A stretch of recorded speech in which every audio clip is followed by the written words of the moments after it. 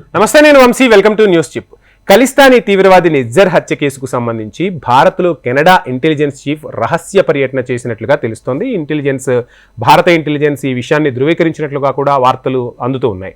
ఖలిస్తానీ తీవ్రవాది హర్దీప్ సింగ్ నిజ్జర్ హత్య కేసుకు సంబంధించిన విషయాలు మనందరికీ తెలిసిందే. భారతీయ అధికారులకు తెలియజేసేందుకు Canada intelligence agency chief David Vigneault గత ఫిబ్రవరి, మార్చి నెలలో 2 సార్లు భారత్లో రహస్య పర్యటనలు జరిపినట్లు సంబంధిత వర్గాలైతే స్పష్టం చేస్తూ ఉన్నాయి. సో మొత్తంగా ఈ వివాదం చెలరేగడంతో ఈ రెండు దేశాల మధ్య తీవ్ర వివాదాలు చోటు చేసుకున్నాయి. ఆ తర్వాత పరిణామాలన్నీ కూడా మనం చూసాం. ఖలిస్తానీ తీవ్రవాది హర్దీప్ సింగ్ నిజ్జర్ హత్య కేసుకు సంబంధించిన విషయాలను భారతీయ అధికారులకు తెలియజేసేందుకే తాను ఇక్కడికి వచ్చినట్లు చెప్తున్నా. మొత్తంగా ఏదో జరిగి ఉంటుంది, ఖచ్చితంగా కొంత ఇన్ఫర్మేషన్ ని రాబట్టే ప్రయత్నాలు అయితే చేసినట్టుగా తెలుస్తుంది. సో భారత్ ఎలాంటి నిర్ణయాలు తీసుకుంటుందో ప్రపంచానికి తెలుసు, భారత విశ్వసనీయత ఏంటో ప్రపంచానికి తెలుసు. కాబట్టి వారు ఎటువంటి రహస్య సమావేశాలు నిర్వహించుకున్నా, రహస్య పర్యటనలు చేసినా భారత్కు వచ్చే నష్టం అంటూ ఏమీ ఉండదు.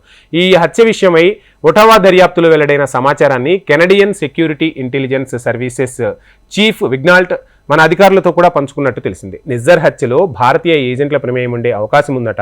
గతేడాది సెప్టెంబర్లో కెనడా ప్రధాని జస్టిన్ ట్రూడో చేసిన ఆరోపణలతో ఇరు దేశాల నడుమ సంబంధాలు బాగా దెబ్బతిన్నాయన్న విషయం మనకు తెలిసిందే. ట్రూడో ఆరోపణలు అసంబద్ధమైనవిగా భారత్ ఖండించింది కూడా. నిజ్జర్ హత్య కేసుతో సంబంధం ఉందంటూ 3 భారతీయ యువకులను కెనడా అరెస్టు చేసిన విషయము మనకు తెలిసిందే. ఈ అరెస్టులకు కొన్ని వారాల ముందు విగ్నాల్ట్ భారత్లో పర్యటించారు. తదనంతరం 4వ భారతీయుడైన అమన్షీదీప్ సింగ్ను కూడా కెనడా అధికారులు అరెస్టు చేసినట్టుగా తెలుస్తుంది. ఉగ్రవాదిగా భారతదేశం ప్రకటించిన నిజ్జర్ను గతేడాది జూన్లో కెనడాలోని బ్రిటిష్ కొలంబియా ప్రావిన్స్లో గల ఓ గురుద్వారా బయట కొందరు కాల్చి చంపారు. కెనడాలోని వాంకోవర్లో గత వారం కొందరు ఖలిస్తానీ మద్దతుదారులు భారత మాజీ ప్రధాని ఇందిరాగాంధీ హత్యా చిత్రాలను ప్రదర్శించడంపై కెనడా పబ్లిక్ సేఫ్టీ మంత్రి డొమినిక్ ఎలెలివెంట్ స్పందించారు. హింసను ప్రేరేపించే పనులను తాము ఏమాత్రం ఆమోదించబోమని స్పష్టం చేశారు. ఏది ఏమైనా ఈ రెండు దేశాల మధ్య వివాదము ఒక చక్కని పరిష్కారం ద్వారా సమస్యకు పరిష్కారాన్ని కనుగొనాలి. రెండు దేశాలు కూడా ఇంతకుముందు ఏదైతే సుహృద్భావ వాతావరణంతో పనిచేశాయో ఆ దిశగా అడుగులు వేయాలి. అక్కడి రాజకీయం అంటే చాలామంది ఖలిస్తానీలు అక్కడ రాజకీయాలను ప్రభావితం చేసే స్థాయికి ఎదిగారు. అక్కడ గెలవాలి అంటే ఖలిస్తానీ ఓట్ల కోసం కెనడాలోని రాజకీయ నాయకులు చేసే వికృత చేష్టలతో ఈ రెండు దేశాల మధ్య సత్సంబంధాలు దెబ్బతిన్నాయన్న విషయం యావత్ ప్రపంచానికి కూడా అర్థమైపోయింది.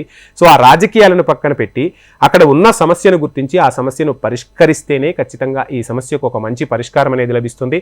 ఇక మూడోసారి భారత్కు ప్రధానిగా నరేంద్ర మోడీ బాధ్యతలు చేపట్టారు. ఖచ్చితంగా ఈ విషయంలో భారత సర్కార్ అయితే అడుగులు వేస్తుంది. ప్రపంచ వేదికలపై ఖచ్చితంగా ఖలిస్తానీ ఉగ్రవాదులను అదేవిధంగా కెనడా ప్రభుత్వం చేసే చేష్టలను అయితే భారత్ ఖండిస్తుందనే చెప్పాలి. సో ఏది ఏమైనా త్వరలోనే ఈ అంశానికి సంబంధించి ఒక స్పష్టమైన ప్రకటన రావాలి. చర్చల ద్వారా ఈ సమస్య సమసిపోవాలని మనమందరము ఆశిద్దాం. ఇది ఇవాల్టి news chips. Please subscribe HM TV.